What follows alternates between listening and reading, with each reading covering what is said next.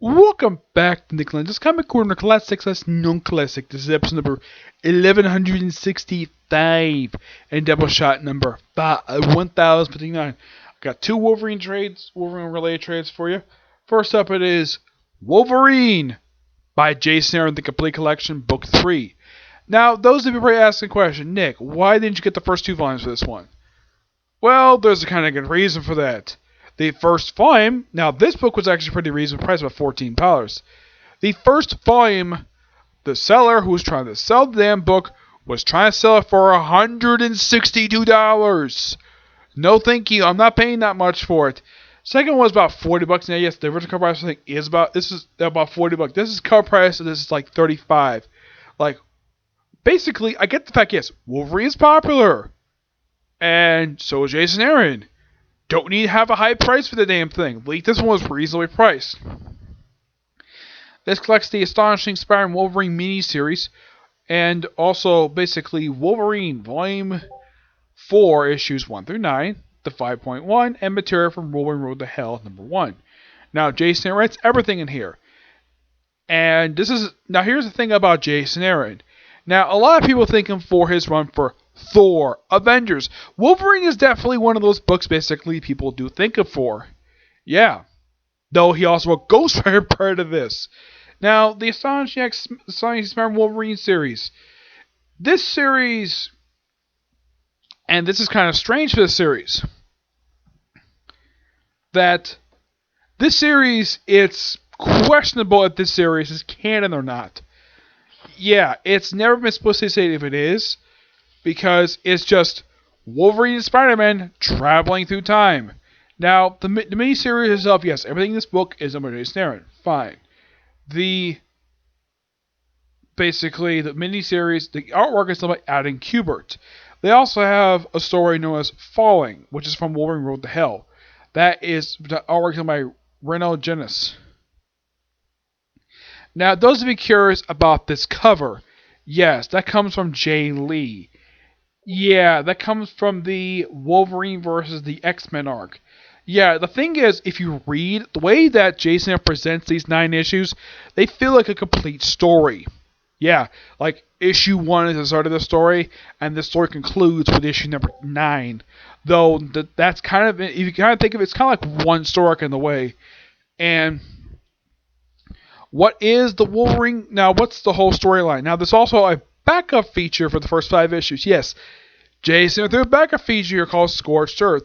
And in the very first issue of the backup feature, we have the death of the original Silver Samurai. Yeah, he gets killed. And he dies at his half-sister's grave, believe it or not. And then they kill off Yuko. Yep, they kill off Yuko. No, not unlike the animated series, it implied that Yuko was also related to Deathstroke, which was implied Wolverine had passed her. This is a completely different Yuko, a very minor character. And she gets killed off in the second issue. The whole thing of Wolverine Goes to Hell. Yeah, how in the world did he get there? By the way, in Hell, he runs into Sabretooth and frickin' Puck. Why Puck is there is not explicitly explained. Sabretooth is there because Wolverine killed him. In case you're wondering, when did death happen? That actually happened right after Civil War 1. That's when he killed him. Yep. And it's Wolverine's soul in Hell. His body is possessed by demons. This version of Wolverine is referred to as Demoverine. Yeah, this guy even showed up in X-23 to fight X-23.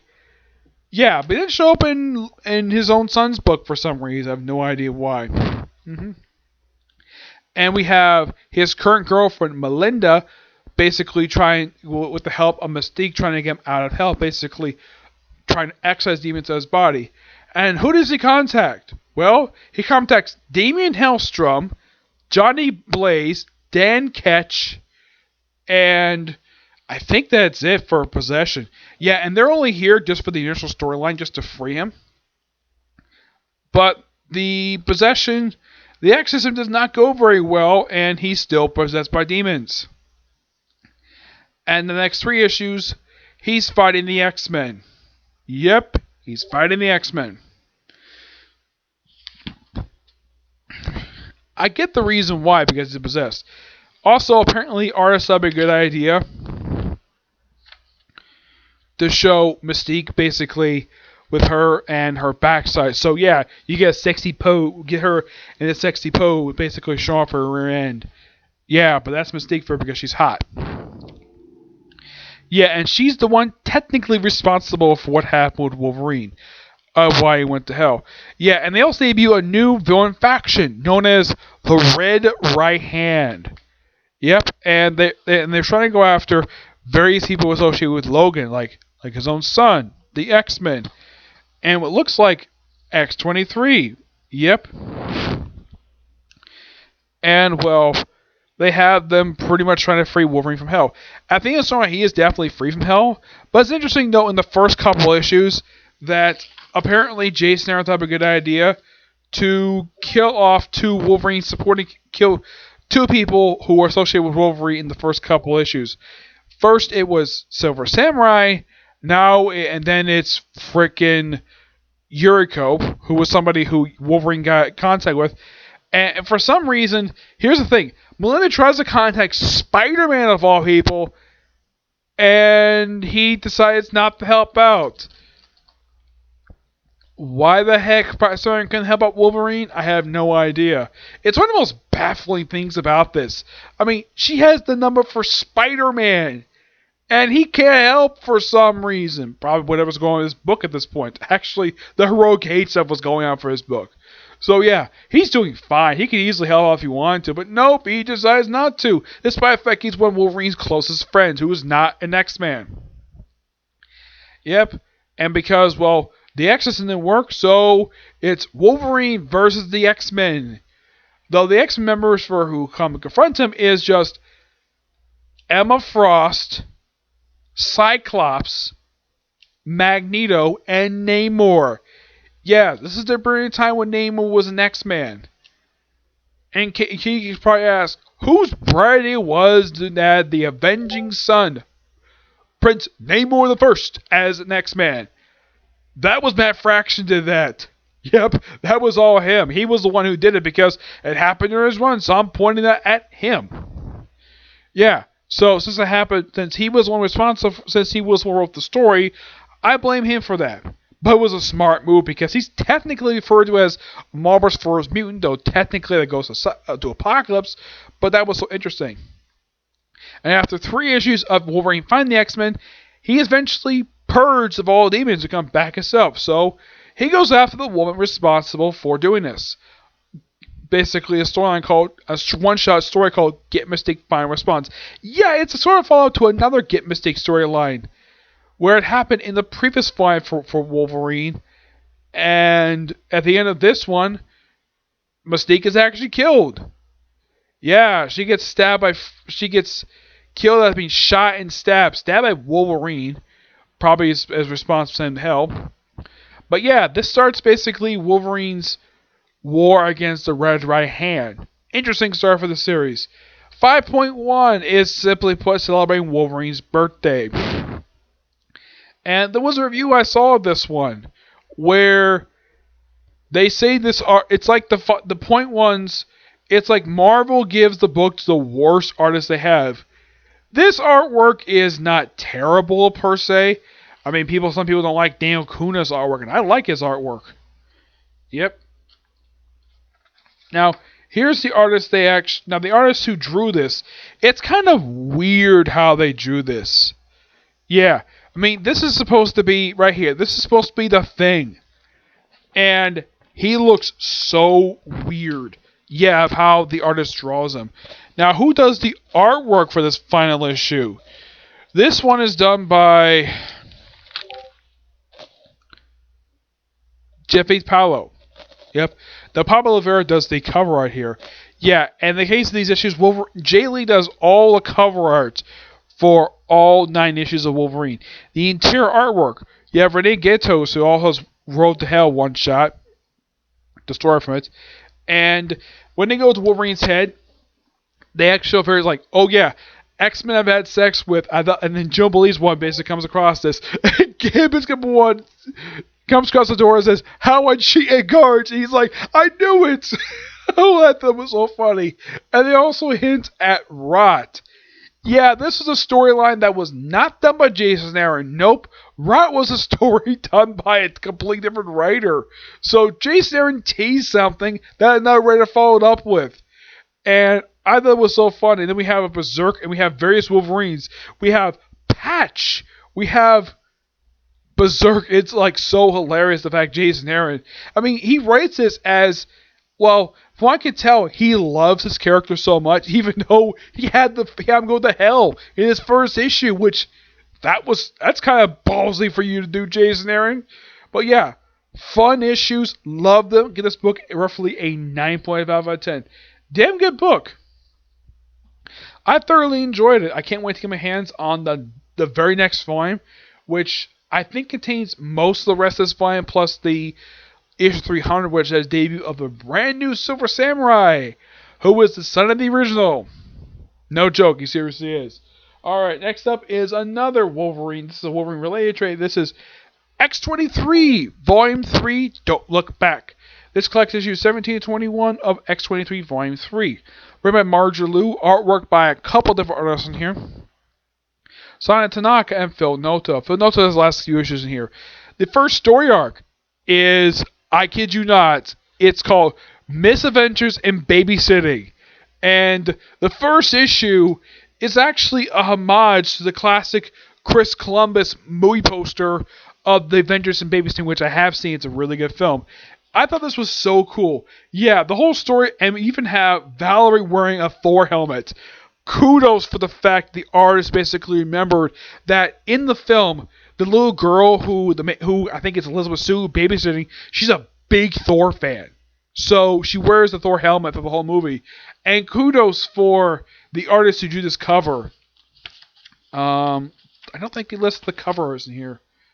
Cover artist is Kalman Sarusky. I think this person also the cover art for the series. But kudos for the great homage to that movie poster. Yeah, and the whole storyline is just Laura is asked by, of all people, Reed and Sue Richards to watch their children. Yeah. And also, there's also a minor subplot in here of Helion trying to confess that he's in love with Laura. Yeah. He's kind of with him throughout almost this entire storyline. Yeah. And that was so funny. It's like, okay, Reed and Sue just happily go to a party, and it's like, okay, don't mess with the stuff. It's like, okay. And then Valerie, who at this time is like so adorable, says, you want to see my new interdimensional temper window? It's programmed to see upper crush line period. Let you see dinosaurs. She's like, and Laura's like, okay. And they get a chance to see dinosaurs. Yep, it's so hilarious. Yeah. And they get in trouble because they run into a freaking dragon. Yes. This storyline is just so fun. Reed's like, should we call? Sue's like, nah, don't worry about it. Yeah.